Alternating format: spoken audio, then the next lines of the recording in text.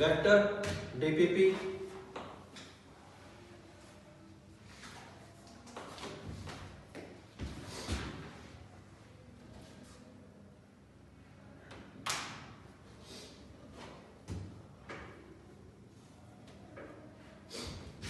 Vector DPP कौन सी दी थी? आवाज आ रही है सबको?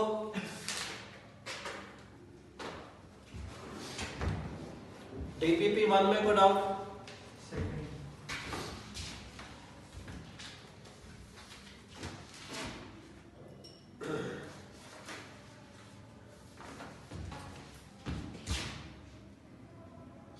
Third seventh second third seventh first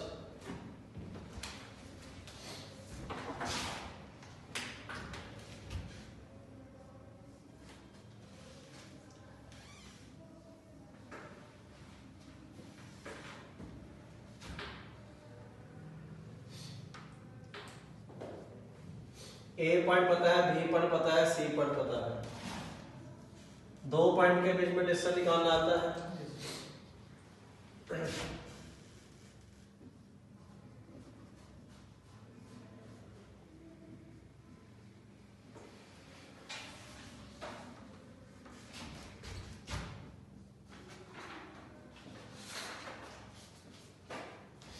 ये लेंथ आ जाएगी, ये लेंथ आ जाएगी, ये लेंथ आ जाएगी।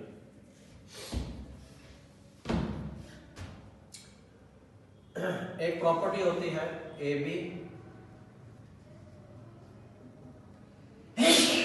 Upon A C is equal to B D upon D C. कई बार लिखवाई जाती है, कई बार पढ़ाई जाती है। अगर ये एंगल बाइसेक्टर है तो A B upon A C is equal to B D upon D C. A B की लेंथ पता है, ए सी की लेंथ पता है, तो यहां से आ जाएगा डी डिवाइड्स बी सी इन जो भी रेशो, जो भी वैल्यू आएगी उस रेशो में आ जाएगा। B D upon D C की वैल्यू आ गई तो रेशो आ जाएगी। सेक्शन फार्मूला से डी पॉइंट निकालोगे, सेक्शन फार्मूला से डी पॉइंट आ गया तो एडी की लेंथ आ जाएगी। फर्स्ट के बाद पूछा है सेकंड।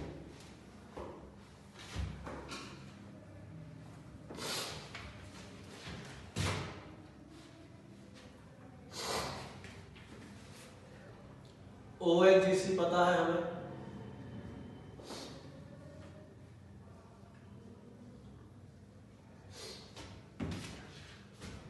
OHGC बता रखा है कि नहीं? सेंट्रॉइड ऑर्थो सेंटर और सर्कम सेंटर को 2:1 में काटता है।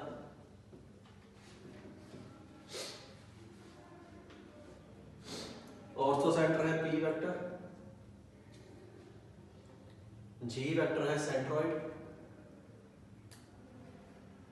सर्कम सेंटर है ओरिजिन। तो G वेक्टर आ जाएगा 2 × 0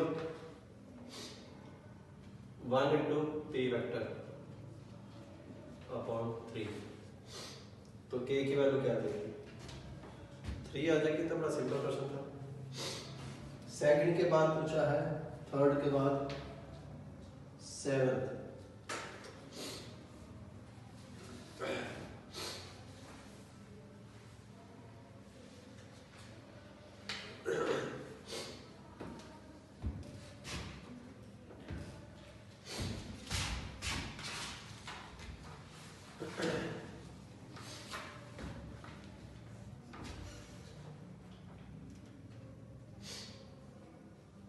तीनों साइडें पता है, हमें मिडल की लेंथ निकालनी है। मिडल की लेंथ निकालने के लिए फॉर्मूला होता है AB² + AC² twice of BD² + AD²।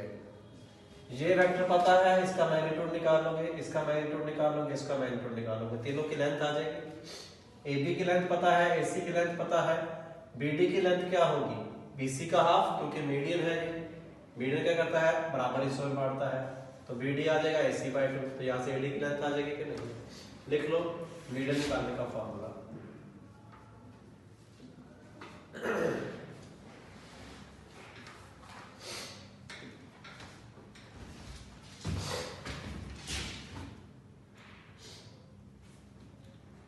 इसके बाद पूछा है 8वां,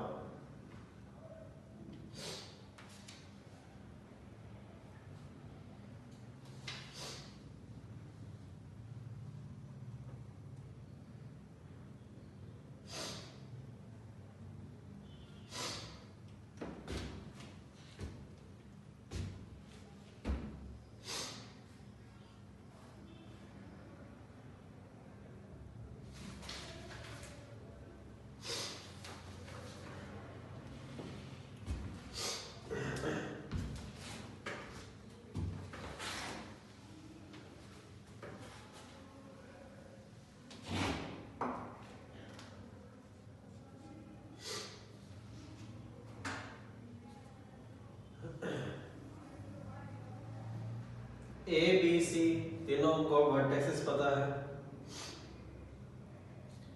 कैपिटल R का फॉर्मूला होता है ABC/4 डेल्टा, स्मॉल r का फॉर्मूला होता है डेल्टा/S। तो small r by capital R निकालना है। सर्कम रेडियस का फॉर्मूला होता है ABC/4 डेल्टा, इन रेडियस का फॉर्मूला होता है डेल्टा/S। Small r by capital R डेल्टा/S अपॉन ABC/4 डेल्टा। तो निकाल लोगे, तीनों साइडें पता है, सेमी पैरामीटर भी आ जाएगा, सब कुछ आ जाएगा। क्या पूछ रहे हो? 10वां तो डेरिवेटिव से करो ना, 1,0 पर नॉर्मल की इक्वेशन निकाल लो, तो देख लो किससे मैच करती है।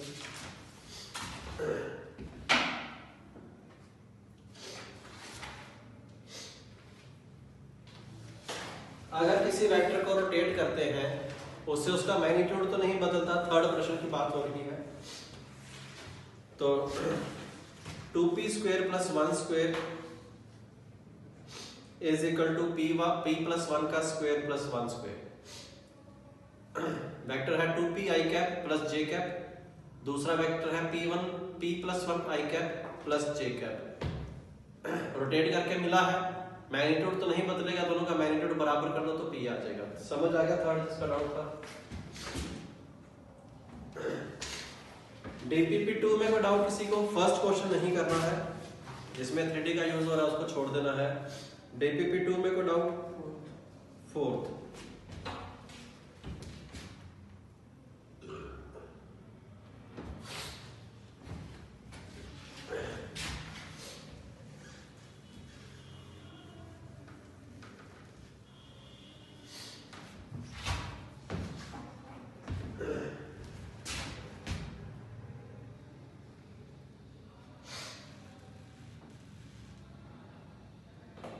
A का पोजीशनल वेक्टर है -2i cap + 3j cap + 5k cap.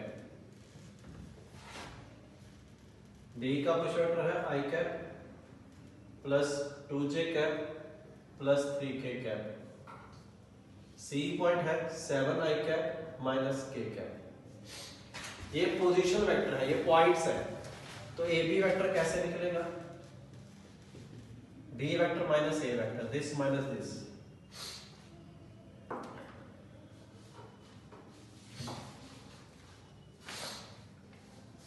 Three I cap minus J cap minus 2k cap. BC vector कैसे निकलेगा? 6i cap minus 2j cap minus 4k cap.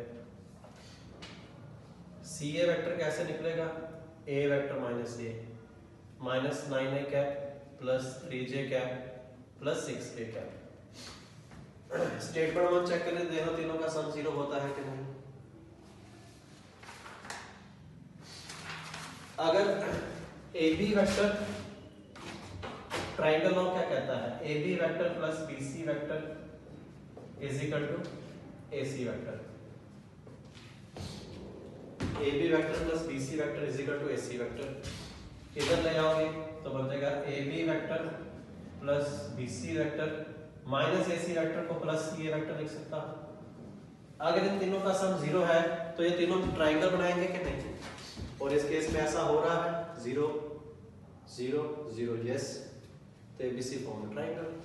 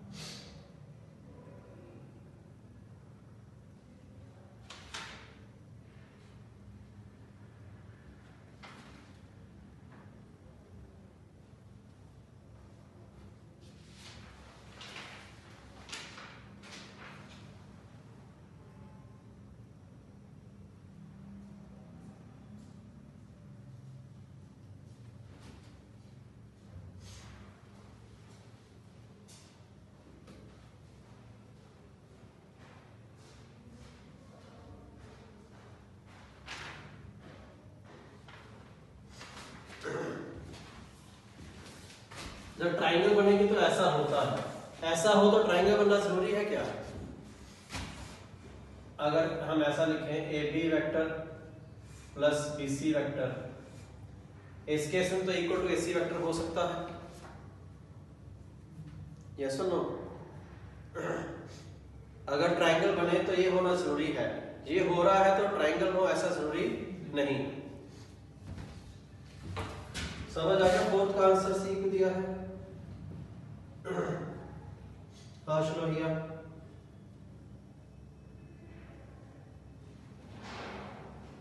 हाँ उससे भी चेक कर सकते हो, वेक्टर से कर रहे थे।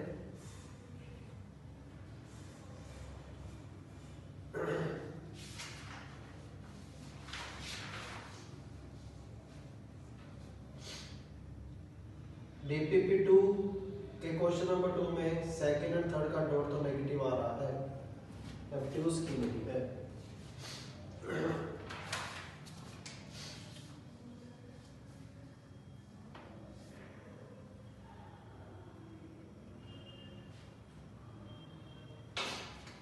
अब तुम अगर दो वेक्टर का डॉट प्रोडक्ट करते हो, तुम्हें पता नहीं कि ये दो वेक्टर ये वाले दे रखे हैं समीर के, ये वाले दे रखे हैं, तो डॉट प्रोडक्ट से तुम कैसे पता कर पाओगे? समीर समझ आ रही बातें?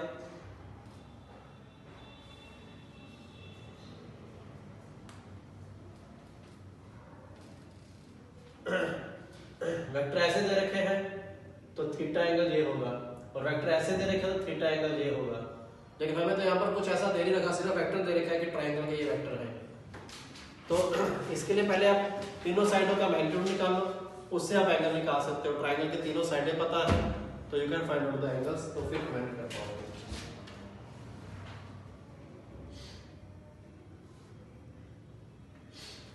चौथे क्वेश्चन कैसे भी कर सकते हो, आपने AB वेक्टर निकाल लिया, BC निकाल लिया, इन दोनों का क्रॉस प्रोडक्ट कर लो। अगर इन दोनों का क्रॉस प्रोडक्ट 0 है तो वेक्टर कोलिनियर हो जाएंगे कि नहीं? AB क्रॉस AC अगर 0 है तो वेक्टर कोलिनियर हो जाएंगे।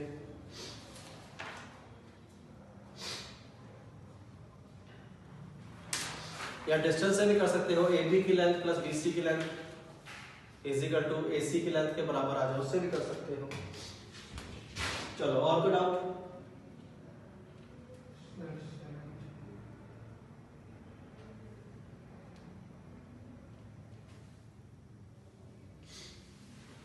हाँ, डॉट प्रोडक्ट अगर 0 आ रहा है तो एंगल राइट एंगल ही होगा ना, उसमें तो कह ही सकते हो।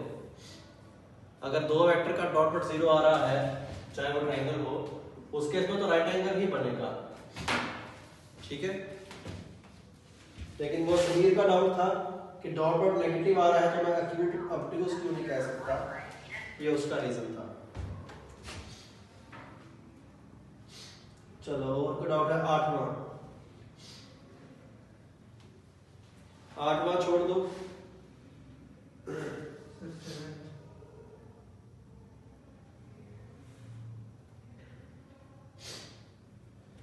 पांचवा पूछा है लेकिन पांचवा बताना नहीं चाहिए।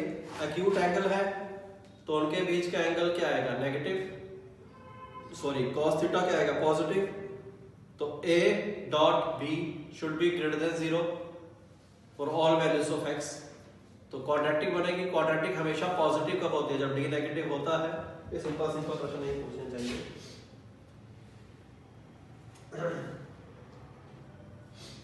दो एंगल के बीच में एक्यूट एंगल है तो उनका डॉट प्रोडक्ट क्या आएगा, पॉजिटिव। उनका डॉट प्रोडक्ट ग्रेटर देन 0 लिखो। क्वाड्रेटिक में इनइक्वालिटी बनेगी, क्वाड्रेटिक में इनइक्वालिटी हमेशा पॉजिटिव कब होती है, जब d नेगेटिव होता है, तो वहां से c आ जाएगा। 8वां करना नहीं है, 12वां पूछा है, नहीं 11वें का सेकंड। 11वां क्या कहता है, ABC दे रखे हैं। हाँ तो 11वें छोड़ दो उसको, अभी वो कराया नहीं है तुम लोगों को।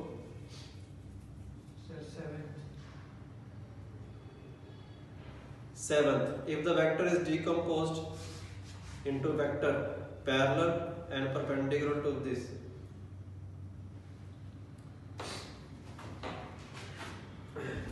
seventh देख लो जिनका नहीं हुआ।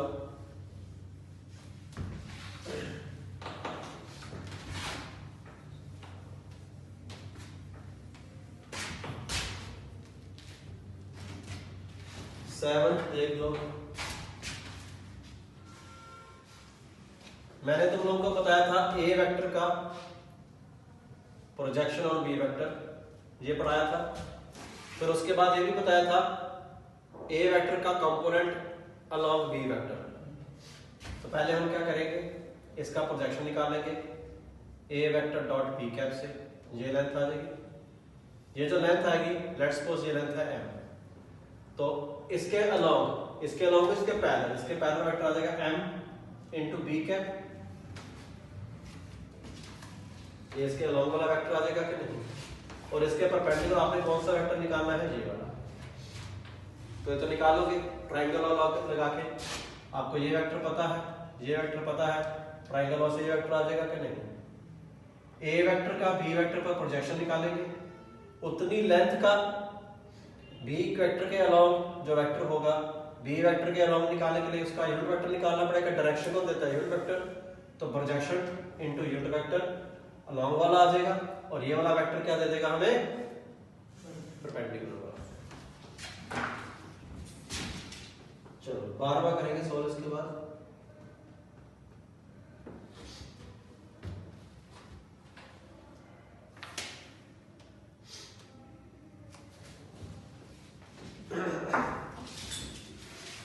ये समझ आना चाहिए एक वेक्टर का दूसरे वेक्टर के अलोंग कैसे डिकम्पोज किया जाता है, और परपेंडिकुलर डिकम्पोज का मतलब क्या है।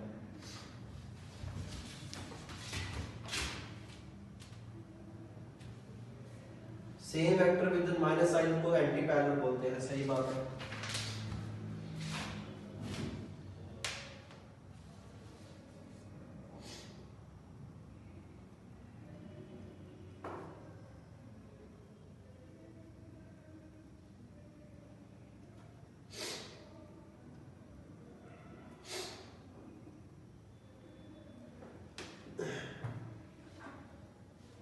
चलो अभी 12वां करो, उसके बाद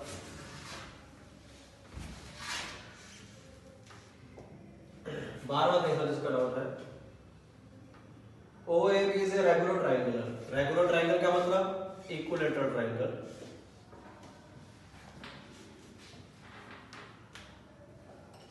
M and N are the points of trisection of AB. M being closer to A and N being closer to B. ये है A वेक्टर, ये है B वेक्टर, ये है M वेक्टर, ये है N वेक्टर। ये पॉइंट ऑफ ट्राइसेक्शन है। ये इसको 2:1 में डिवाइड करेगा कि नहीं, तो M वेक्टर मेरे पास क्या आ जाएगा सेक्शन फार्मूला से, 2 into A vector 1 into B vector upon 3, और N वेक्टर के लिए क्या हो जाएगा 1:2 1 into A vector plus 2 into B vector by 3। Very simple. M vector जो कह रहा है उसके ए ऑप्शन आ गया। यहां से एम डॉट एन भी निकाल लोगे, इसी है, एम डॉट एन निकल जाएगा कि नहीं। ए डॉट ए क्या हो जाएगा, ए वेक्टर मैग्नीट्यूड स्क्वायर, ए वेक्टर का मैग्नीट्यूड क्या है 1। ए डॉट बी क्या होगा, ए का मैग्नीट्यूड बी का मैग्नीट्यूड cos थीटा। तो एंगल कितना है 60 डिग्री का है कि नहीं, इक्विलेटरल ट्रायंगल है तो एम डॉट एन आ जाएगा, सब कुछ आ जाएगा। बार बार जिसका डाउट था समझ आ गया तो लिख दो 5, बार बार नहीं क्लियर तो लिख दो 9। 12 के बाद करेंगे 13वां।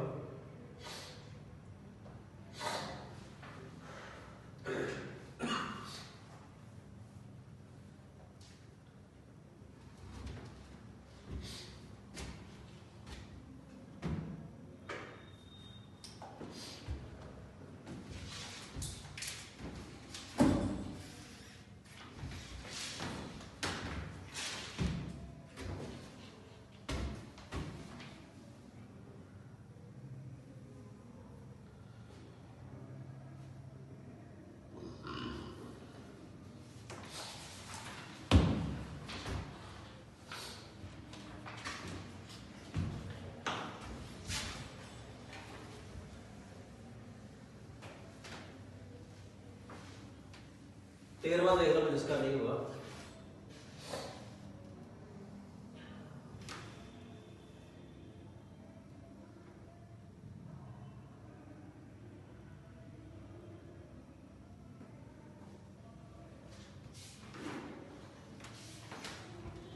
ए बी सी है,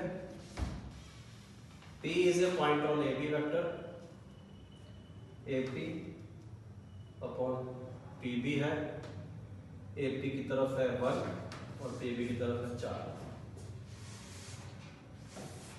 Q BC पे है, CQ है 1 और QB है 3। B को आप ओरिजिन मान लो, टेक B एज ओरिजिन, तो आप A को लिख सकते हो A का position vector A vector, C का position vector C vector, CP vector and AQ vector intersect at M। हमें चाहिए MC अपॉन PC। मान लो ये पार्ट इसको डिवाइड करता है 1:λ में या λ/1 में, जो भी आप लेना चाहो।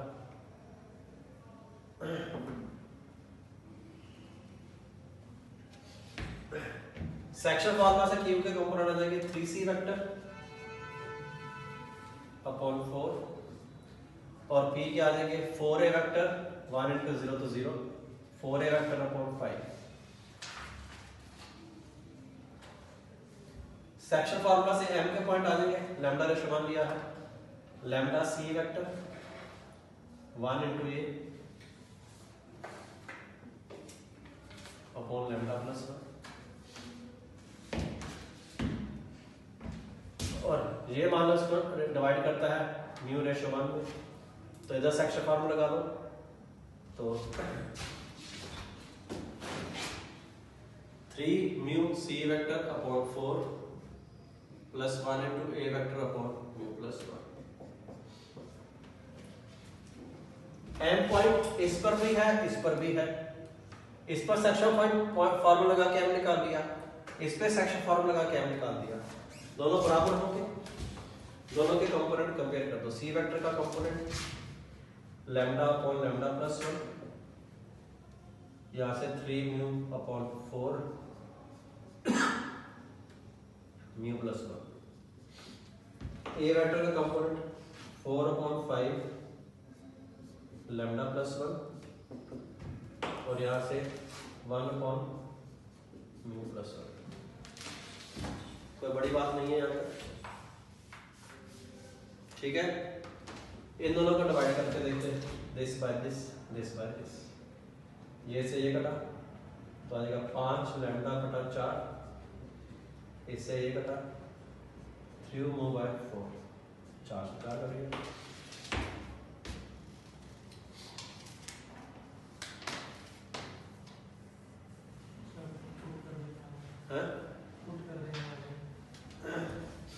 हमें हमें चाहिए MC upon PC। MC upon PC क्या है? 1 अपॉन लैम्डा प्लस 1 है कि नहीं? इसको तो ले जाओ, तो 1 अपॉन यहाँ से 1 अपॉन लैम्डा प्लस 1 की वैल्यू आ जाएगी 3/4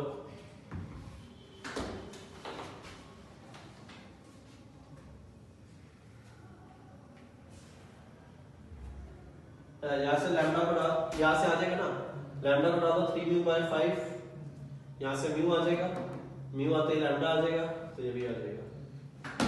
कर लोगे इसके बाद सिंपल की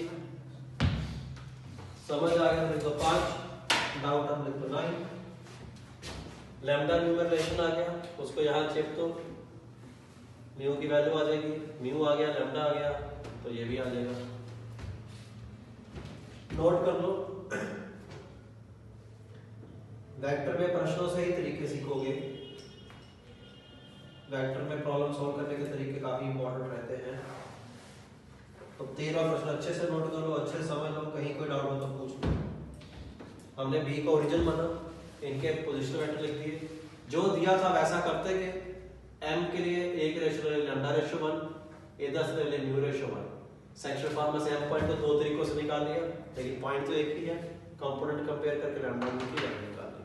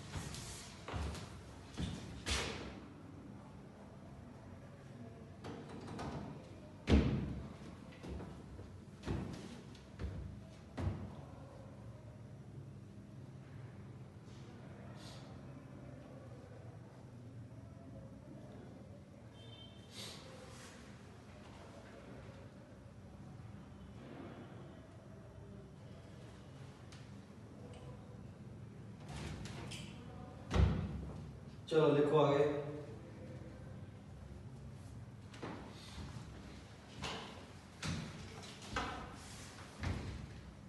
लिख लिया है सबने?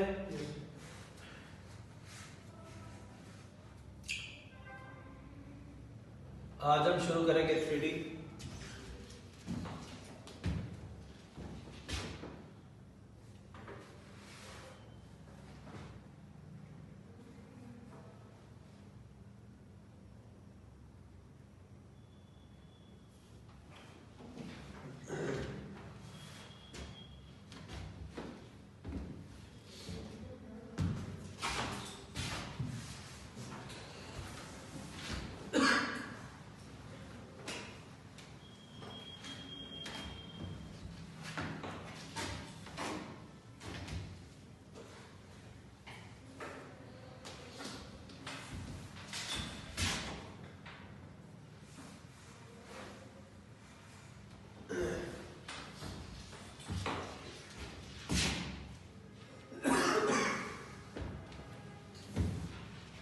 थ्री चैप्टर अगर समझ आ जाए तो बहुत आसान है, और समझना भी बहुत ज्यादा मुश्किल नहीं है, बस आपको चीजों को विजुअलाइज करना पड़ता है, that's it.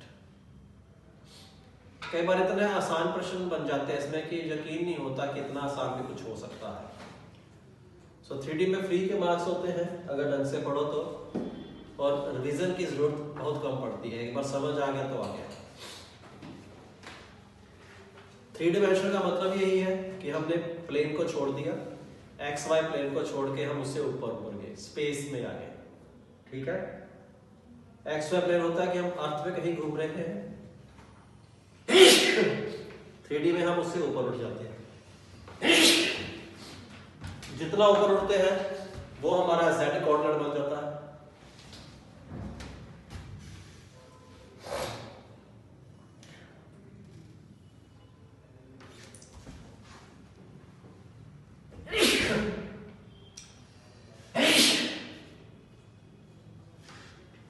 x axis, y axis, z axis.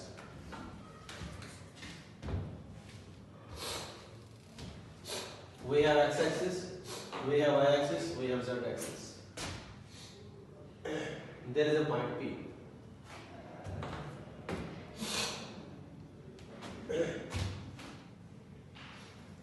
Perpendicular डालेंगे,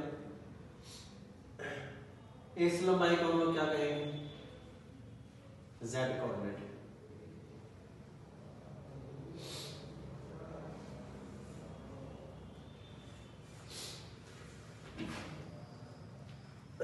इसको क्या कहेंगे, y कोऑर्डिनेट, और इसको क्या कहेंगे, x कोऑर्डिनेट। ये तो पॉइंट P है स्पेस में, तो दीवार का कोने को मान लो x एक्सिस, इसको मान लो y एक्सिस, इसको मान लो z एक्सिस। यहां से पॉइंट डाला हमने, यहां से पॉइंट हमने फर्श पे फेंक दिया, इसकी फर्श से जो लंबाई है, फ्लोर से जो लेंथ है, वो है z कोऑर्डिनेट। जहां पर गिरा उसके सामने वाले दीवार से जो लंबाई है that is the y coordinate, और इस वाली दीवार से जो लंबाई है that is the x coordinate. So 3D में सबसे पहले पॉइंट विजुअलाइज करना बहुत जरूरी है।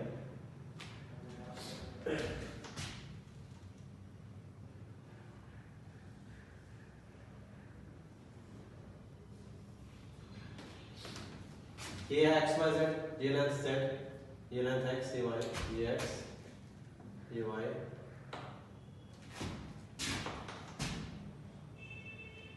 ये z, ये y, ये y, ये भी y, ये भी y, ये x, ये x, ये z, z।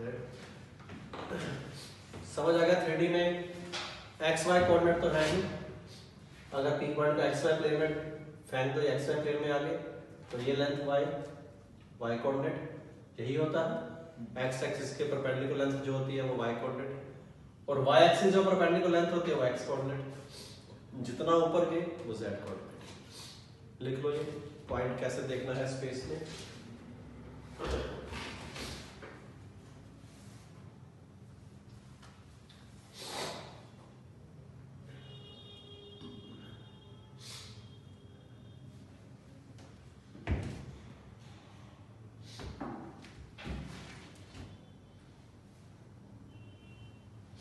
समझ आ गया तो लिख दो 5। पॉइंट कैसे देखना है स्पेस में, समझ नहीं आया तो लिख दो 9। हमारे पास बोर्ड जो है वो 2D वाला बोर्ड है, तो आपको विजुअलाइज करना पड़ेगा खुद से।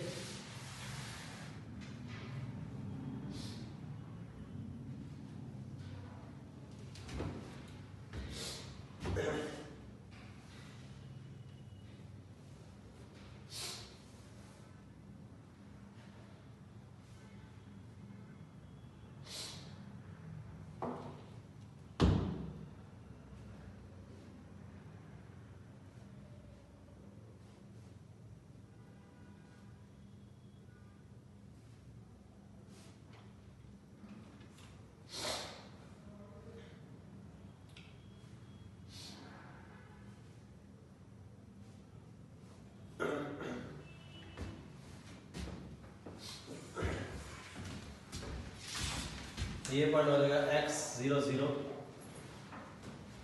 ये पॉइंट हो जाएगा 0 y 0, ये पॉइंट हो जाएगा 0 0 z।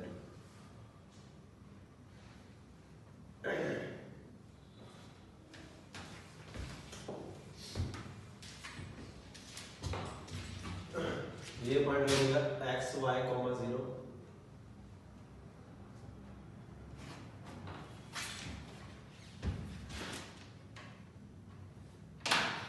एक्स वाई प्लेन में z कोऑर्डिनेट 0, y z में x 0, z x में y 0।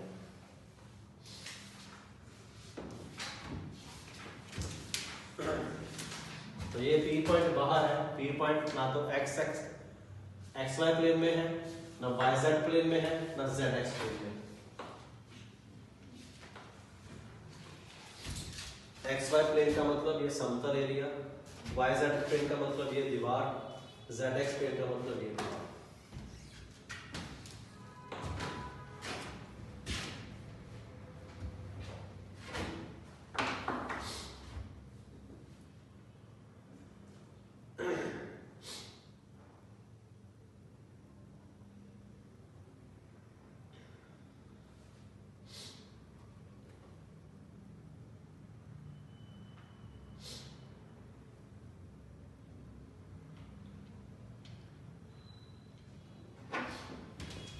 आगे हम लिखेंगे पोजीशन वेक्टर ऑफ P,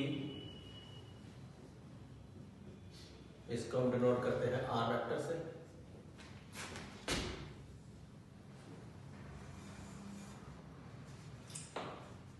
अगर मैं ट्रायंगल कंप्लीट कर दूं, इसको बोल दूं M, तो R vector by triangle law will be OM vector plus MP vector. OM vector X Y plane में है, by parallelogram law OM vector will be xi cap plus yj cap. और MP vector, किसी vector के लिए क्या चाहिए? Magnitude और direction. MP की मैग्नीट्यूड है z और डायरेक्शन किसके अलोंग है? z कैप के अलोंग है कि नहीं? z एक्सिस के अलोंग है, तो इसकी डायरेक्शन किसके अलोंग है? k कैप के अलोंग है, तो z k कैप। तो 3D में अगर किसी भी पॉइंट का पोजीशन वेक्टर निकालना है तो वो है xi cap plus yj cap plus zk cap. लिख लो। अगर पॉइंट के कोऑर्डिनेट्स पता है तो उसका पोजीशन वेक्टर लिख सकते हो, पॉइंट का पोजीशन वेक्टर पता है तो उसके कोऑर्डिनेट्स लिख सकते हो। अगर वो कहता है position vector of point P is ai cap plus bj cap plus ck cap, तो P के कोऑर्डिनेट्स हो जाएंगे a b c।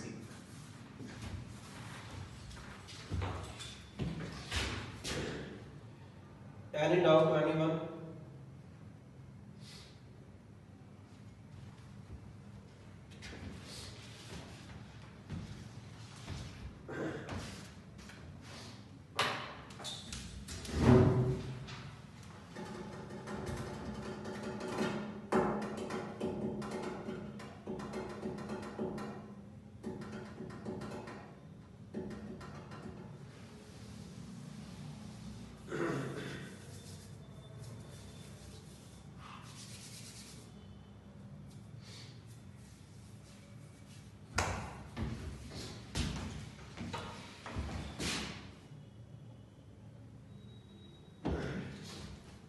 अगर कोई भी पॉइंट दे रखा हो हमें स्पेस में x y z, उसके पोजीशन वेक्टर निकलना तो simply xi cap plus yj cap plus zk cap. Point दे रखा हो तो ये पोजीशन वेक्टर, ये पोजीशन वेक्टर दे रखा हो तो ये पॉइंट। प्रूफ कैसे किया? OMP ट्रायंगल को ट्रायंगल लॉ लगा दिया, OM वेक्टर आ गया xi cap plus yj cap और MP वेक्टर का मैग्नीट्यूड है z और डायरेक्शन किसके अलोंग है? k कैप के अलोंग। x एक्सिस की डायरेक्शन क्या होती है? i कैप, y एक्सिस की डायरेक्शन होती है j कैप, z एक्सिस की डायरेक्शन होती है k कैप, सबको पता है।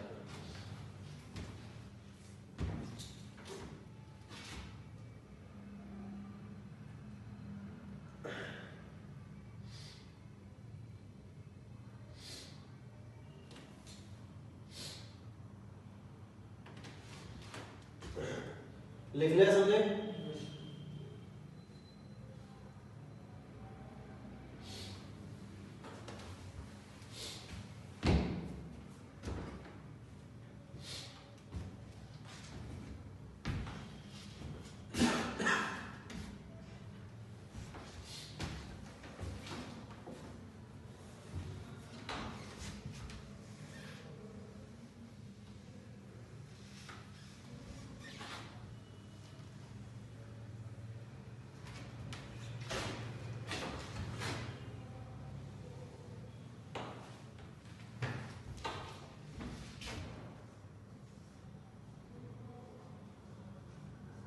Direction ratios of a vector.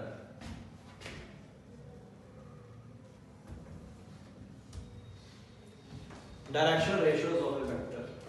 Sorry. Not direction ratios, direction cosines of a vector.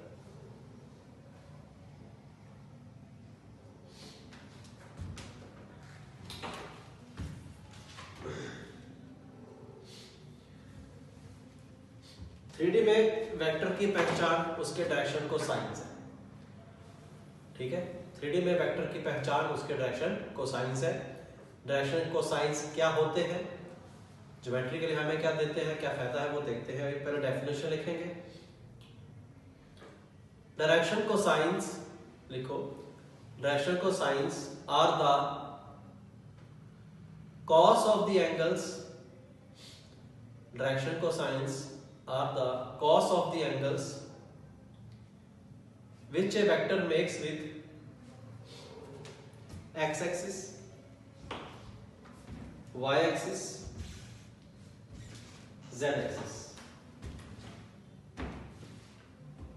Direction cosines of a vector are the cos of the angles which a vector makes with x-axis, y-axis and z-axis.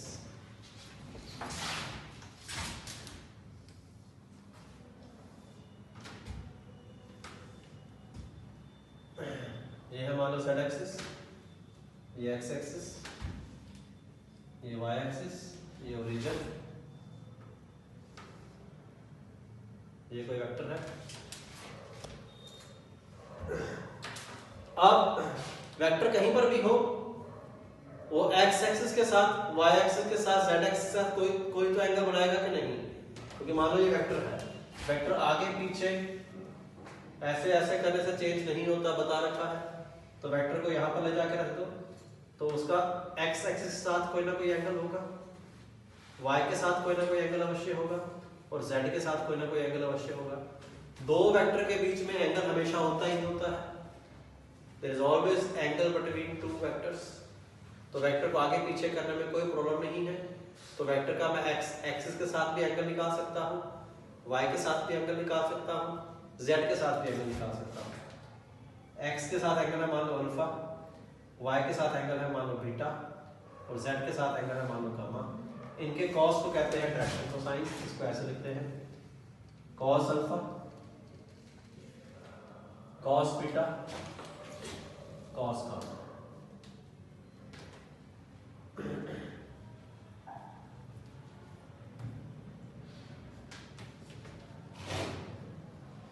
लिखो मत, पहले समझ लो, फिर लिखने का समय दिया जाएगा। अभी लिखो मत, समझ लो। अब अगर मान लो ये है हमारे पास आर वेक्टर, या इसको पॉइंट मान लो ए बी सी।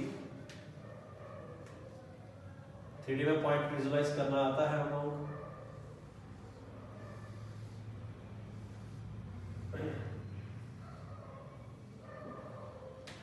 ये है आर वेक्टर। मान लो आर वेक्टर है A I cap plus B J cap plus C K cap. ये आर वेक्टर है A I cap plus B J cap plus C K cap. ये cos alpha, ये cos beta, ये cos gamma. ठीक है, let's suppose this point is N, this point is N. मैं कहता हूं P N is perpendicular to Y axis.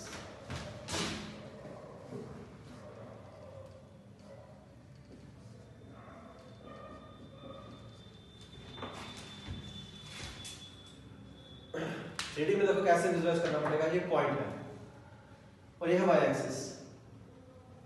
तो इसको अगर मैं यहां से डंडा गाड़ू सीधा, तो इसके परपेंडिकुलर दिख रहा है कि नहीं?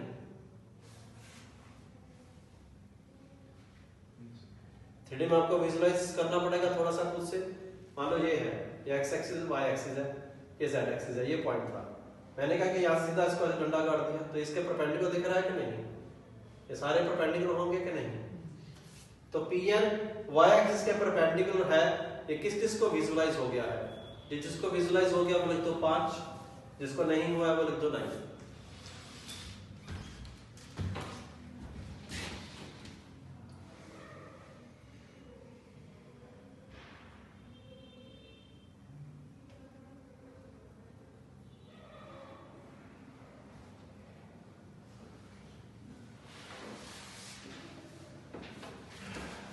जैसे मान लो ये है वाई एक्सिस, यहां पर था पॉइंट पी, तो मैंने यहां सीधा डंडा यहां काट दिया,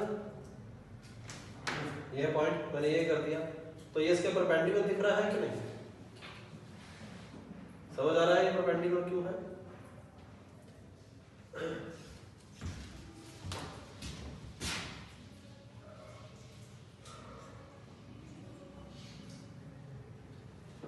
So PL line is perpendicular to y axis, तो इस ट्रायंगल में लिख सकता हूं cos beta, cos beta will be, cos beta क्या होता है? बेस बाय हाइपोटेन्यूज,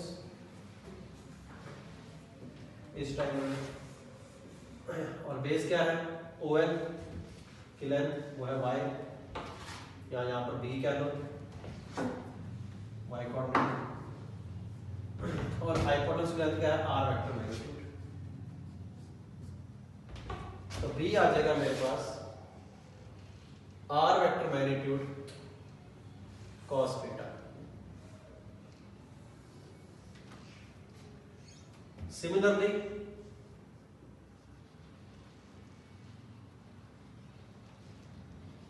a आ जाएगा मेरे पास r vector magnitude cos alpha, c आ जाएगा मेरे पास r vector magnitude cos gamma. एक बार दोबारा समझते हैं डायरेक्शन को साइंस होते क्या है। कोई भी वेक्टर हो उसको ले जाके ओरिजिन पर गाड़ दो, उसका angle with the X axis alpha, angle with the Y axis beta, angle with the Z axis gamma, इनके कॉस को कहते हैं डायरेक्शन कोसाइंस। अब cos alpha cos beta cos gamma निकालने कैसे हैं? पी पॉइंट से एल को ज्वाइन करोगे तो इसके परपेंडिकुलर होगा, ये पॉइंट है, ये इसका जैसे मान लो ये पॉइंट था, ये एक्स एक्सिस ये वाई एक्सिस, ये पॉइंट था, इसको कैसे विजुअलाइज किया था? पहले ठीक इसके परपेंडिकुलर चले जाएंगे, फिर ठीक इसको ज्वाइन कर देगा, इससे इसको ज्वाइन करोगे तो उसके परपेंडिकुलर होगा कि नहीं? इसके परपेंडिकुलर होगा, विजुअलाइज करना पड़ेगा। तो ये राइट एंगल ट्रायंगल है, वहां से cos बीटा ये लिख दिया, जैसे cos बीटा आ गया ये, वैसे cos अल्फा cos गामा भी आ जाएंगे, तो हमारे पास ये चीज आ गई। So r vector is ai cap, means r vector magnitude outside cos alpha I cap plus cos beta j cap plus cos gamma k cap। लिखो मत, समझ लो तो कुछ समझ नहीं आएगा। cos alpha I cap plus cos beta j cap plus cos gamma k cap will be r vector upon r vector magnitude। तो आपके सामने प्रूव किया है r vector upon r vector magnitude क्या होता है? Unit vector. तो direction cosines वही काम करते हैं जो यूनिट वेक्टर करता है। यूनिट वेक्टर क्या करता है? वेक्टर को उसकी डायरेक्शन देता है। तो डायरेक्शन को science gives direction of the vector. 3D में वेक्टर को डायरेक्शन कौन देता है? Direction cosines. डायरेक्शन को साइंस को हो या यूनिट वेक्टर को हो, it's one and the same thing. समझ आ रही बात सबको? समझ आ गया तो लिख दो 5, डाउट है तो लिख दो 9 और आराम से नोट कर लो।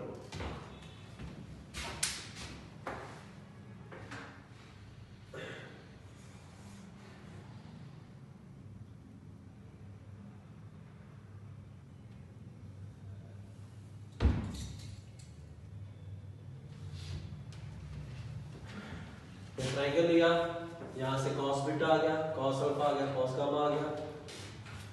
P OP वेक्टर क्या था? R वेक्टर AI क्या प्लस BJ क्या यहां डाल दिया। तो R वेक्टर के जो डायरेक्शन को साइंस बने वो cos अल्फा I क्या प्लस cos बीटा J क्या प्लस cos गामा K क्या किसके बराबर आ गए? R वेक्टर यूनिट वेक्टर के, R के यूनिट वेक्टर के। तो किसी वेक्टर के डायरेक्शन को साइंस निकालोगे तो क्या करोगे? उसका यूनिट वेक्टर निकाल लो, उसके यूनिट वेक्टर के जो कंपोनेंट होंगे that will give you the direction cosines.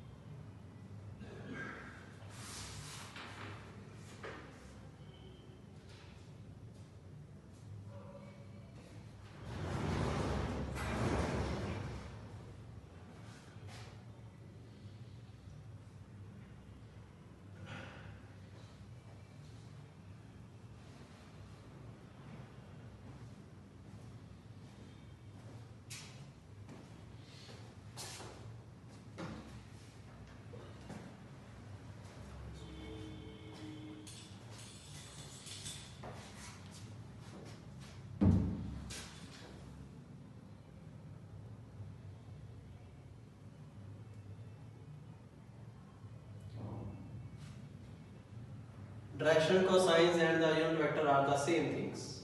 That has been proved in the last line. Box में तो ये लिखा हुआ है. तो किसी वेक्टर के डायरेक्शन कोसाइंस निकालो या उसका यूनिट वेक्टर निकालो, एक ही बात है.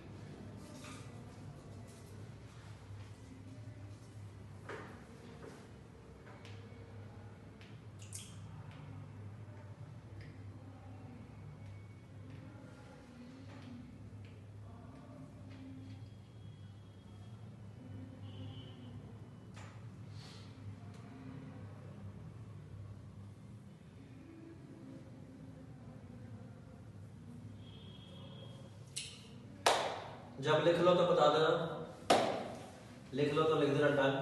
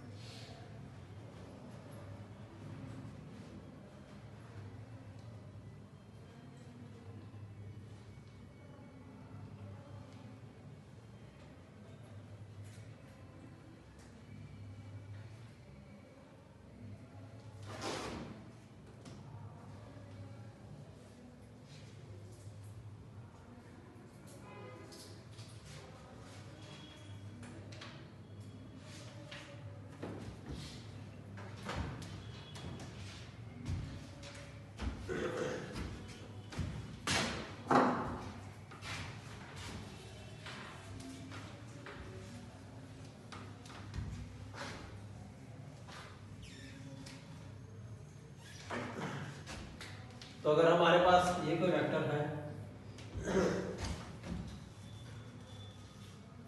और डायरेक्शन कोसाइंस यूनिट वेक्टर के बराबर आ गए, तो क्या मैं ये कह सकता हूँ cos square alpha plus cos square beta plus cos square gamma is equal to 1. Direction cosine के स्क्वायर का समान होगा. तो किन से बनने वाला वेक्टर यूनिट वेक्टर के बराबर है. यूनिट वेक्टर का मैग्नीट्यूड 1 होता है तो उनका मैग्नीट्यूड भी 1 होगा. तो lmn से भी डिनोट करते हैं डायरेक्शन कोसाइंस को. हमेशा cos alpha cos beta cos gamma नहीं लिखते. अगर lmn डायरेक्शन कोसाइंस है देन इनका स्क्वायर का sum should be 1.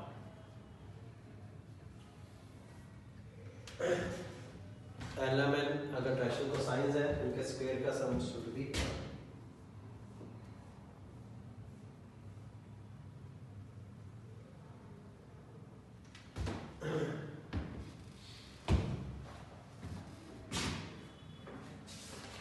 X axis को विजुलाइज करना कठिन थोड़ी है बेटा. ये देखो ये एक्स एक्सिस, ये वाई एक्सिस, ये पॉइंट है. यहाँ से डंडा डाला ये परपेंडिकुलर, यहाँ से डंडा डालोगे तो ये परपेंडिकुलर. तो स्मॉल विजुलाइजेशन.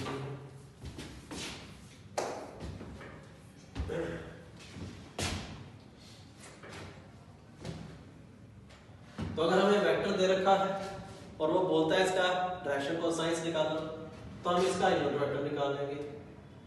इसको इसके मैग्नीट्यूड से डिवाइड कर देंगे.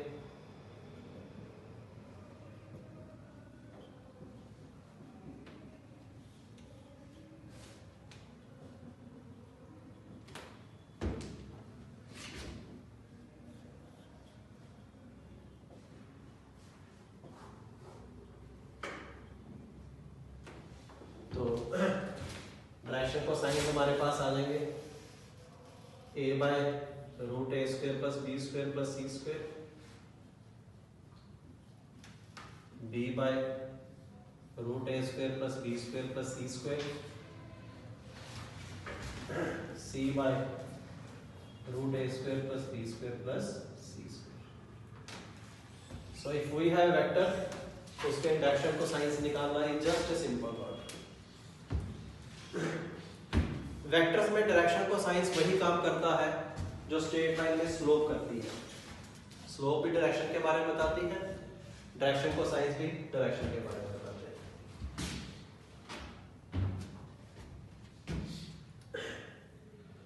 सो वेक्टर है तो ये उसके होंगे direction cosines. Direction cosines of a vector are unique. किसी वेक्टर के डायरेक्शन को साइंस यूनिक ही होंगे, तो किसी वेक्टर का यूनिट वेक्टर तो यूनिक ही होता है।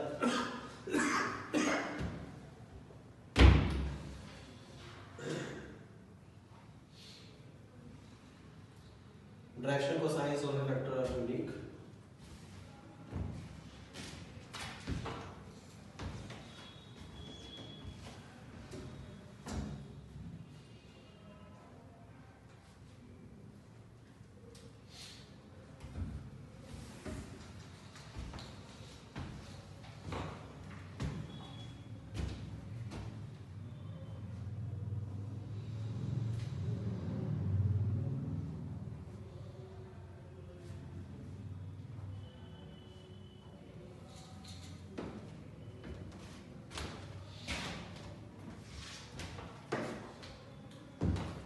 चलो लिखे आगे।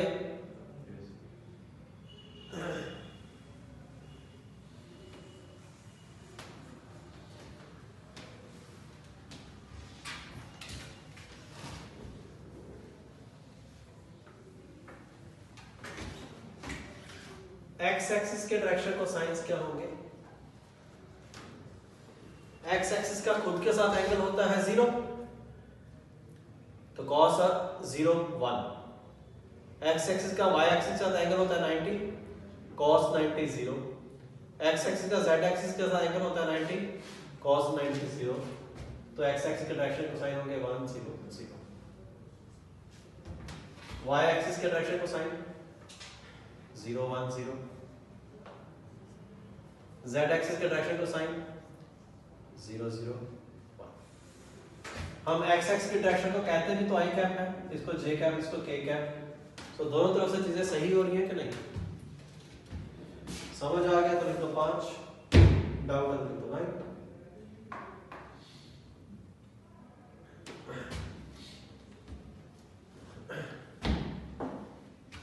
वेक्टर का x के साथ y के साथ z के साथ जो एंगल बनेगा, उन एंगल के cos को कहते हैं direction cosines. Direction cosine vector की डायरेक्शन देते हैं। वेक्टर की डायरेक्शन और कौन देता है? यूनिट वेक्टर देता है। तो दोनों सेम ही बातें हैं।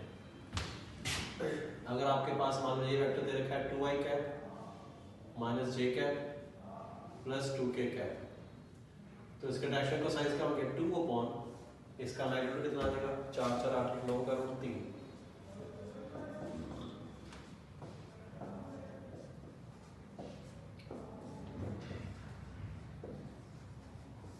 Examples are clear or not?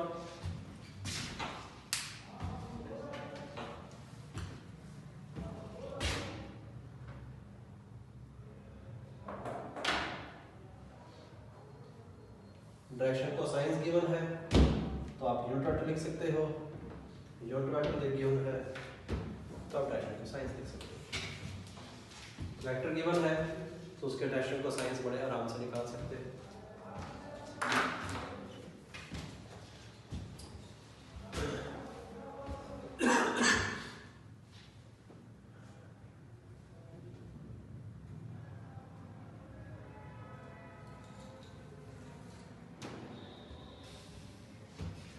लिखो आगे एक प्रश्न।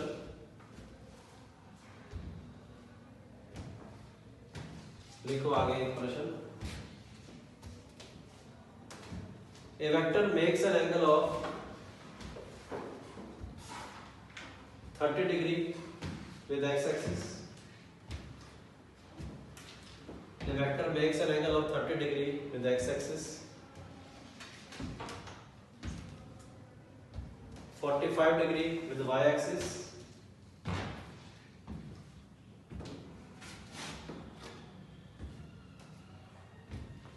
A vector makes an angle of 30 degree with the x-axis, 45 degree with y-axis. Find the angle it makes with z-axis.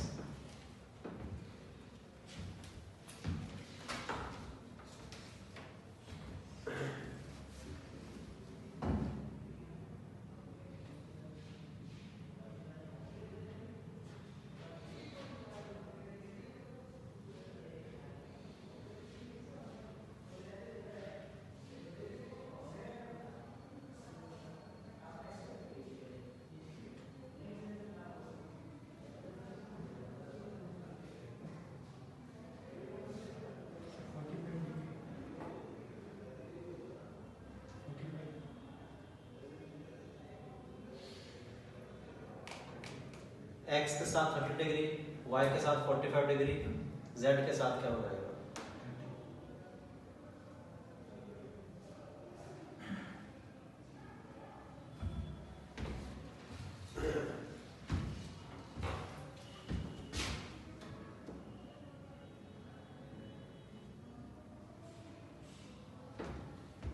Not possible. L दे रखा है cos 30 डिग्री, cos 30 डिग्री होता है √3/2। M दे रखा है cos 45 डिग्री होता है 1/√2। n निकालना है, तीनों के स्क्वायर का सम होगा 1, क्या है 3/4 plus 1/4 plus n square 0 to 1, sorry 1/2।